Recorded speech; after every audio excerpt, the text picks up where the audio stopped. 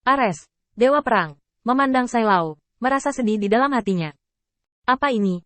Setiap orang adalah dewa, jadi mengapa menyalakan candi utama seperti membukanya? Pikirkan baik-baik, sarana Ares, Dewa Perang, adalah untuk pulih. Tidak peduli siapa itu, selama mereka bergabung dengan Aula Perang, yang disebut orang percaya yang taat, kecepatan pemulihan cedera mereka akan dipercepat. Ini bukan peningkatan besar dalam kekuatan keseluruhan Aula Suci Pertempuran, tetapi dapat memainkan peran dalam pertempuran sengit. Yang paling penting adalah membantu Dewa Perang Ares pulih dari luka-lukanya. Karena Tuhan memiliki tubuh ilahi, jika mereka ingin pulih dari cedera mereka, mereka harus menggunakan dao besar langit dan bumi untuk pulih. Proses ini sangat lambat, tetapi bagi Ares, Dewa Perang, hanya perlu mundur. Karena ketahanan yang diberikan oleh Aula Pertempuran dapat mematahkan batasan ini. Tetapi kemampuan pemulihan yang saya banggakan telah bola-balik di sini 2 kali, menunda 2 jam penuh, dan hanya pulih kurang dari 1/10. Sekarang di tangan Sai Lao, hanya 2 atau 3 napas waktu, untuk pulih seperti sebelumnya. Ares, Dewa Perang, muntah darah. Tidak peduli bagaimana Anda melihatnya, Ares, Dewa Perang, merasa bahwa kekuatan pelipisnya adalah hadiah acak. Ares, Dewa Perang, menutup matanya dan tidak ingin melihat lagi lengannya yang pulih. Jangan iri. Tidak peduli seberapa baik Tuan Sai, dia hanya 1 orang. Tidak mungkin memperlakukan banyak orang sekaligus. God of War Ares akhirnya menemukan alasan untuk menghibur dirinya sendiri.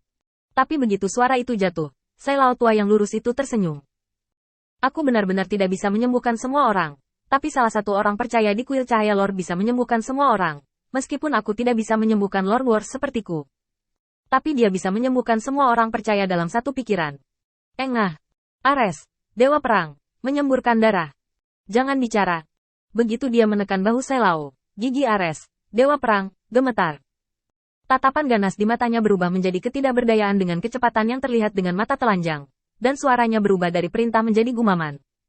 Berhenti bicara. Ayo, wajahku akan terlempar ke tanah. Sai Lao terkejut, lalu tersenyum dan menggelengkan kepalanya. Tidak lagi berbicara dengan Ares, Dewa Perang, tentang hal-hal di kuil penguasa cahaya. Tuan Perang, ayo pergi dari sini dulu. Meskipun orang tua itu tidak memiliki banyak kekuatan, tetapi di kuil penguasa cahaya, semua orang dapat menggunakan kemampuan. Tuan Ares tidak perlu menyalahkan dirinya sendiri dan membenci dirinya sendiri. Tuan Guangzhou berkata bahwa saya dilahirkan untuk berguna. God of War jantung Ares berdegup kencang, dan ada rasa sakit yang tajam di tubuhnya. Dia dengan cepat menghilangkan pikiran yang mengganggu di hatinya dan menjernihkan pikirannya. Pada saat sebelumnya, dia jelas merasa bahwa imannya goyah. Keyakinan saya sebagai Dewa Perang terguncang pada saat ini, dan sentuhan keyakinan yang seharusnya bukan miliknya lahir.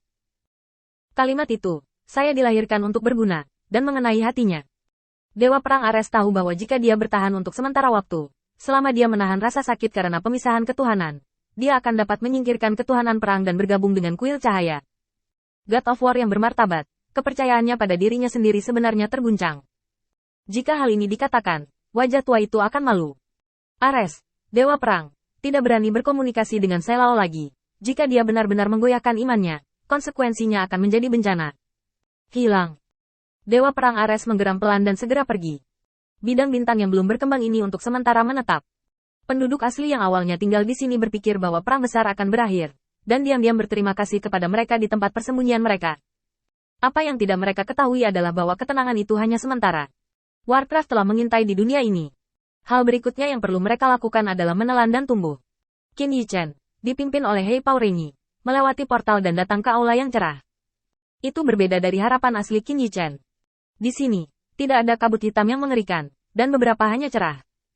Melihatnya sedikit, Qin Yichen melihat dunia luar melalui kabut hitam di depannya. Apakah ini posisi sekte pembunuh dewa? Benar saja, teknik rahasia pemakan jiwa masih mengabaikan beberapa informasi yang kurang penting. Qin Yichen mengumpulkan kabut hitam, dan hanya menutupi lapisan tipis di tubuhnya.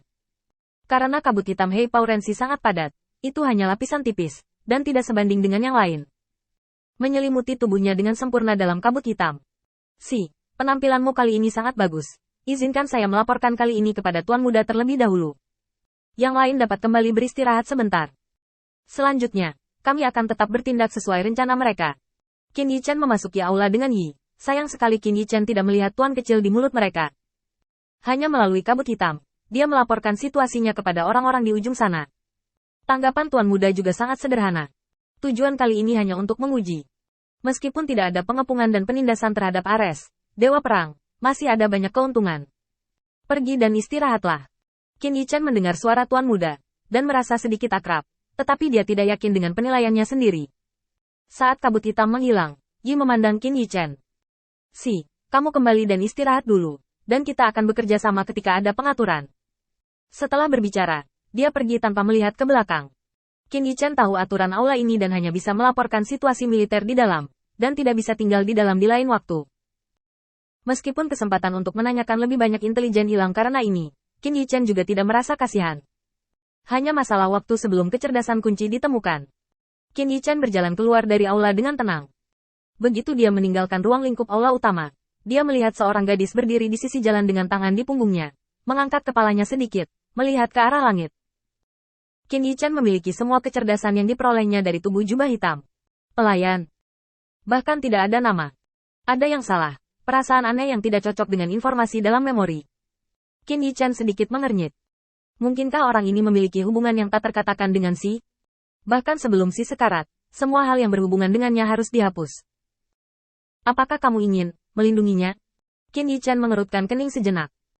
Ini bisa dikatakan sebagai ujian pertamanya setelah memasuki Sekte Dewa. Jika Anda membuat kesalahan, identitas Anda mungkin terungkap. Meskipun Qin Yichen menemukan banyak cara untuk pergi dari sini dalam ingatan Si, dia selalu merasa bahwa dia sedikit tidak mau kehilangan kesempatan untuk menjelajahi Sekte Dewa. Ketika Qin Yichen merasa malu, gadis itu tiba-tiba berbalik. Wajahnya berubah dari tenang menjadi gembira, hanya untuk sesaat.